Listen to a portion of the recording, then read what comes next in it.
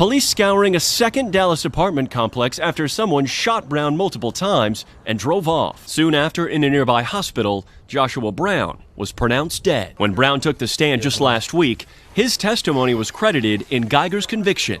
Do you recall ever hearing someone say, "Hey, put your hands up," at a loud tone? No, ma'am. This case keeps getting more and more odd by the day.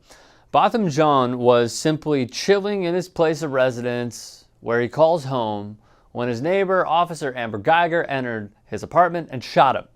She claimed she mistook Jean's apartment for hers in the Dallas area. She was convicted of murder and sentenced to 10 years in prison. The key witness was this man, Joshua Brown, who lived in the same complex as Botham and Geiger. Joshua Brown was not the victim of the original crime. He was the neighbor, the man who lived across the hall from Botham Jean, the man who chose to testify against a police officer, Amber Geiger, in a murder case that captured the nation. His testimony did three critical things. It directly contradicted a police officer's version of events. It was emotionally raw and delivered in public, and it helped secure one of the rarest outcomes in the American justice system: a police officer convicted of murder. Then, 10 days later, Joshua Brown was dead. Not years later, not months later, 10 days. Shot and killed in a Dallas parking lot. So the question becomes unavoidable. If telling the truth helped convict a police officer, why did the truth teller end up dead days later? After Joshua Brown's death, police made their position clear.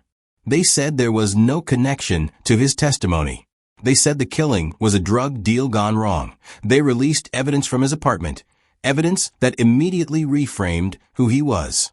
The same man the court relied on days earlier as a truthful, reliable witness was suddenly described in public discourse very differently. Not as a neighbor who heard what happened, not as a civilian who helped secure accountability, but as a drug dealer, a participant in his own violent death. Someone whose killing required no deeper institutional scrutiny. And that is where this story begins. Because the most disturbing part of Joshua Brown's case is not just how quickly he was killed after testifying. It's how quickly his credibility was reassigned once he was no longer alive to speak for himself. And that raises a second question, one far more uncomfortable than the first. How can the justice system rely on your truth one week, then use your past to explain away your death the next?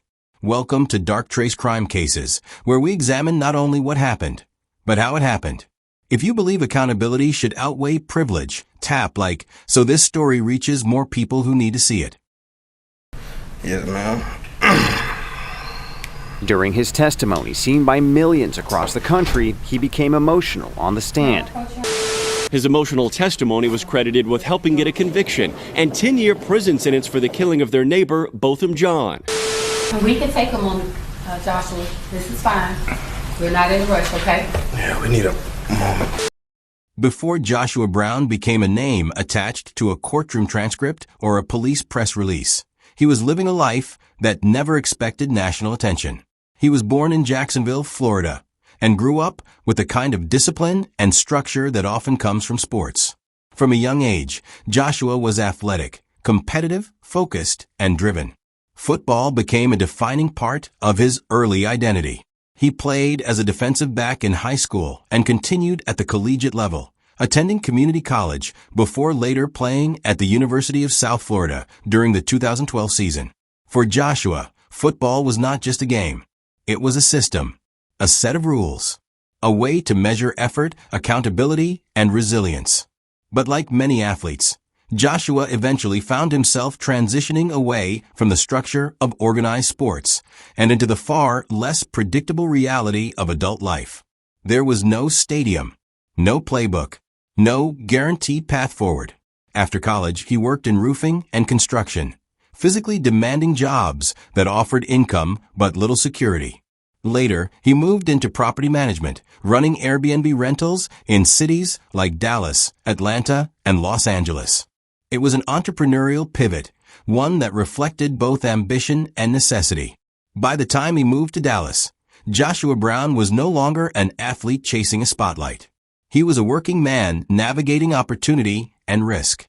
He lived at the Southside Flats apartment complex, an ordinary building with ordinary tenants, where his life intersected with another man's in a way that would change everything. Across the hall lived Botham Jean. Joshua and Botham were not close friends.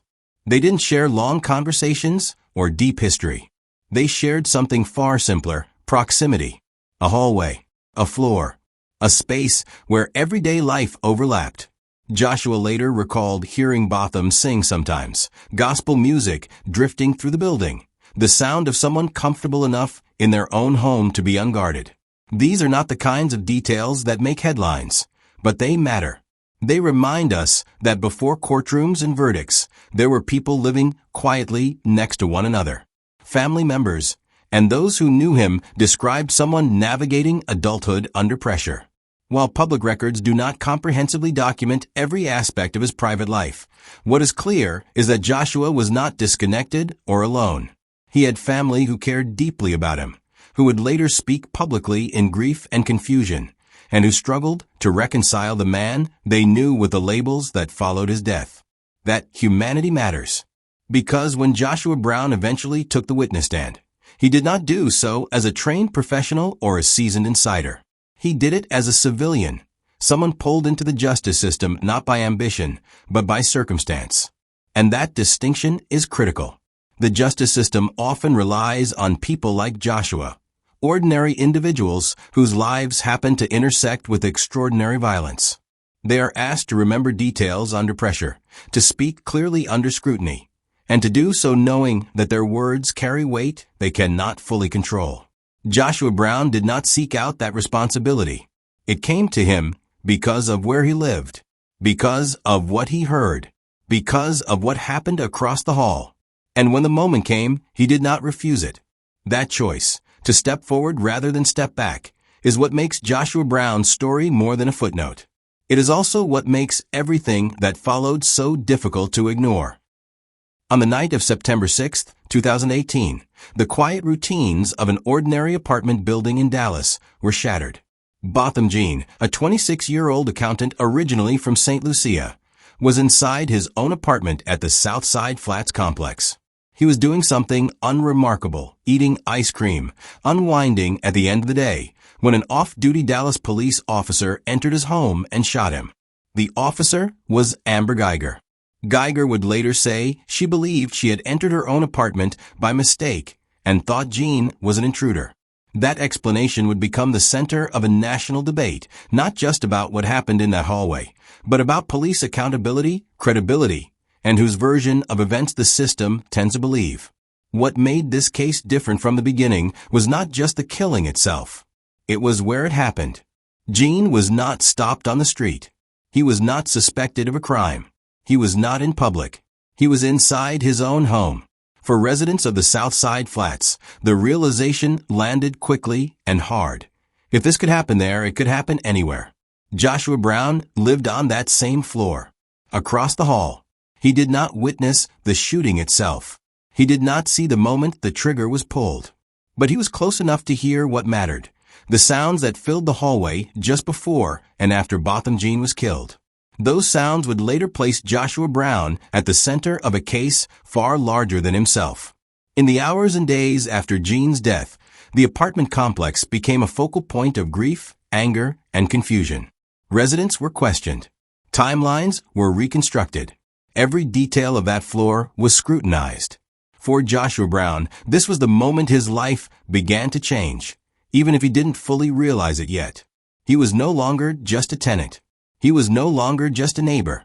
He was now someone who knew something the system needed. At first, the focus of the investigation remained squarely on Amber Geiger and her account of events. The early narrative leaned heavily on her explanation, a mistake, a tragic misunderstanding, a fatal error. But cases like this do not exist in isolation. They unfold in a country with a long history of contested police shootings, particularly involving black victims. From the beginning, Botham Jean's death drew national attention because it fit into a broader pattern that many Americans already recognized and deeply distrusted. As the case moved forward, pressure mounted. The public demanded answers. Civil rights advocates demanded accountability. And prosecutors began building a case that would challenge the word of a police officer, something that happens far less often than many people assume. That is where Joshua Brown's proximity became critical. Because while forensic evidence can tell part of a story, human witnesses often decide the rest. Joshua Brown had heard voices in the hallway. He had heard what sounded like an unexpected encounter. And then he heard gunshots. Those details mattered, not because they were sensational, but because they went directly to the heart of Geiger's claim. When the case finally went to trial in 2019, the courtroom became the stage where two versions of reality would collide. On one side was a police officer with training, authority, and institutional backing. On the other side were civilians, residents, neighbors, people like Joshua Brown, whose only qualification was that they were there. For Joshua, testifying meant stepping out of anonymity and into visibility. It meant allowing his voice to be weighed against that of law enforcement. It meant accepting scrutiny not just of what he heard, but of who he was. This is an important point. Joshua Brown did not enter the justice system for the first time when he took the stand. He was not entirely unknown to it. Like many people navigating life on the margins of stability, he had previous interactions with law enforcement, encounters that existed quietly in institutional memory, even if they were not front and center in this moment. At this stage, that history did not disqualify him. The court still needed his testimony. The prosecution still called him as a witness. The system still treated his account as credible. For now, what mattered was what he heard that night. What mattered was whether jurors believed him. What mattered was whether the truth he offered could withstand pressure. Joshua Brown agreed to testify anyway. And in doing so, he crossed a line that cannot be uncrossed. By the time the trial began, the killing of Botham Jean was no longer just a local tragedy. It had become a national referendum. A referendum on police accountability, that on credibility, that on whether a police officer's word would once again outweigh the life of a black man killed in his own home. The courtroom in Dallas was packed. Reporters lined the walls. Every movement was scrutinized. Every witness was parsed not just for facts, but for meaning. This was the atmosphere Joshua Brown walked into. He arrived as a neighbor, a civilian, whose only relevance came from where he lived and what he heard. In American courtrooms, testimony that contradicts law enforcement carries an invisible weight. It is questioned differently, examined more aggressively, framed as less reliable before a word is even spoken.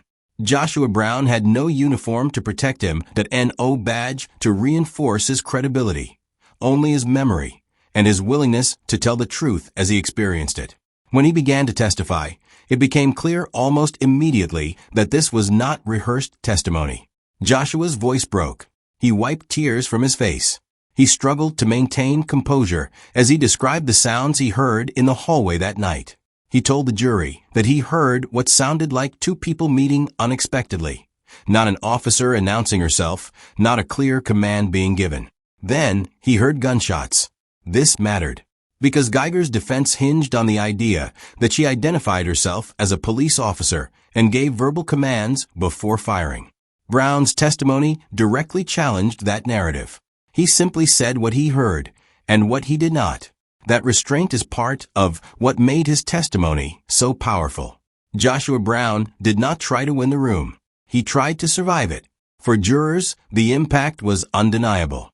Here was a man with no apparent incentive to lie, no benefit to gain, and plenty to lose. His testimony was not slick or polished. It was human, messy, emotional, and that humanity cut through. The prosecution leaned on Joshua Brown's account to help establish the sequence of events in the moments before Botham Jean was killed. Not because it was dramatic, but because it was ordinary. An ordinary witness describing an extraordinary failure. Joshua Brown's testimony did not exist in isolation. It joined forensic evidence, body camera footage, and other witness accounts. But it carried something those elements could not. It carried proximity. The jury listened.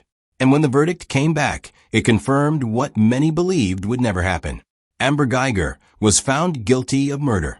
Joshua Brown's role in that outcome was undeniable. The justice system had relied on his truth. In that moment, his credibility was not questioned. His prior history was not foreground. His life outside the courtroom was irrelevant. What mattered was that he had helped the jury understand what happened in that hallway. But trials end. Courtrooms empty. Cameras leave. And witnesses return to their lives, often without protection, without guidance, and without the insulation the system itself enjoys. Joshua Brown walked out of that courtroom not as a hero and not as a villain. He walked out as someone who had crossed a line. Because once you publicly contradict a police officer in a nationally watched trial, anonymity is no longer guaranteed, and safety is no longer assumed. 10 days later, Joshua Brown would be dead. And only then would the system begin telling a very different story about who he was. For the justice system, the job was done. For Joshua Brown, it was just beginning. There is a common assumption, rarely stated, often believed, that once a witness has testified, once their role is fulfilled, the danger subsides. That speaking the truth brings closure. That accountability, once achieved, restores balance. Joshua Brown's life after the trial tells a different story. In the days following his testimony, Joshua Brown returned to life as he knew it. The same city, the same pressures, the same vulnerabilities. The system that had depended on his credibility did not follow him home. Joshua Brown was no longer needed. And that absence of need is critical. Because systems are designed to respond to urgency, not aftermath. They mobilize when a case is active, when outcomes are at stake, when reputations and institutions are under scrutiny. Once a verdict is reached, attention collapses inward. Witnesses become footnotes. Joshua Brown went back to being a private citizen. Except now, he wasn't entirely private anymore. His name had been spoken in court. His face had appeared in coverage. His testimony was searchable. Those days after the trial were quiet, at least publicly. There were no press conferences announcing threats. No warnings issued. No public acknowledgement that a civilian who had just contradicted a police officer on the stand might face risk. Instead, there was silence. And silence can be deceptive because it creates the illusion that nothing is happening, when in reality, pressure often builds unseen. Joshua Brown's life did not suddenly stabilize because a verdict had been reached. Whatever struggles, choices, and complications existed before the trial did not disappear because he testified. If anything, they became more complicated. He was still navigating adulthood in a system that had already known him, not just as a witness, but through prior encounters with law enforcement that existed quietly in the background. Those encounters had not disqualified him from testifying. They had not prevented the court from relying on his words. At least not yet. But institutional memory does not vanish. It waits. And in the days after the trial, Joshua Brown was no longer shielded by relevance. 10 days passed. There were no alarms, no visible warning signs that made headlines, no public indication that anything was wrong. And that, too, is part of the pattern.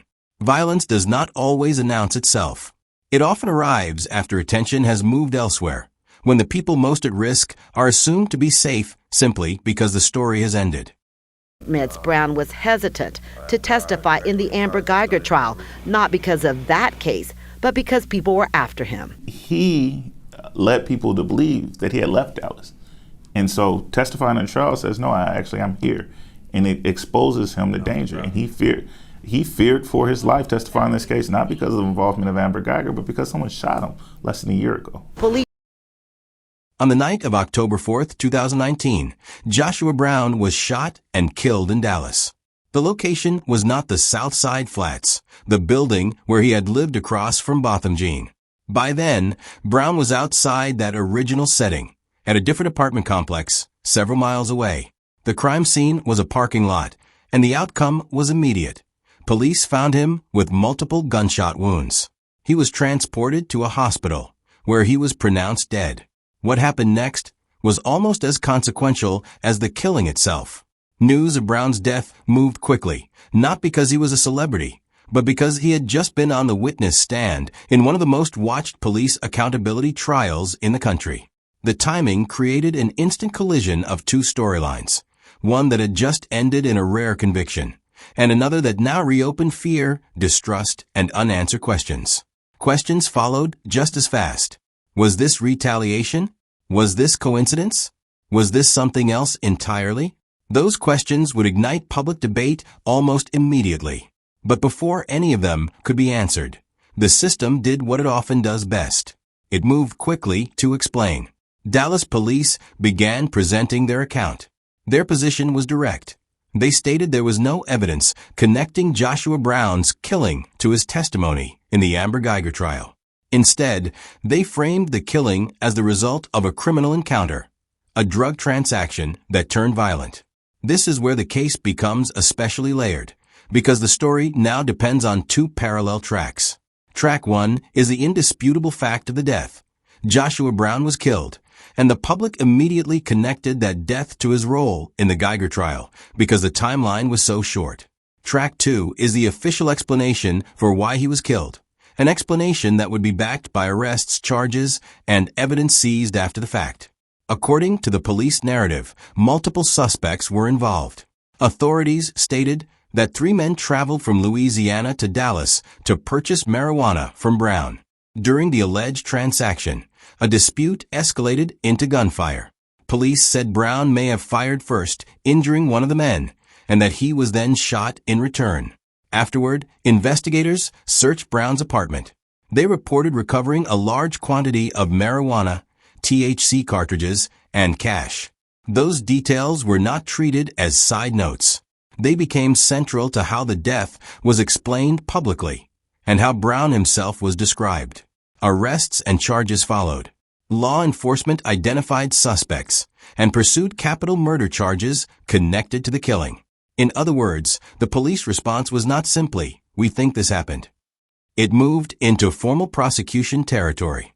But while the legal process began building its case, the court of public opinion ran on a different engine. For many observers, the sequence felt too convenient. A witness helps convict a police officer, then dies, and the official explanation immediately leans on illegal drugs to define the motive and frame the victim.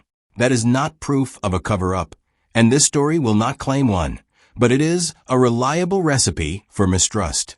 And that mistrust wasn't only about what happened in a parking lot. It was about what happened afterward. Because once those details, drugs, cash, allegations of dealing, entered the public record, Joshua Brown's identity shifted in the way these stories often do. He stopped being discussed primarily as a witness who helped secure accountability. He started being discussed as someone whose death could be reduced to a criminal lifestyle and a bad deal. That shift did not change the fact that he testified. It did not erase the emotional weight of his courtroom testimony, but it changed how many people processed his death. And that is the doorway into the most important part of this story, not the violence itself, but the aftermath. Because in cases like this, the struggle is not only over what happened, it's over what it means. Following Brown's death, investigators obtained and executed a search warrant for his apartment.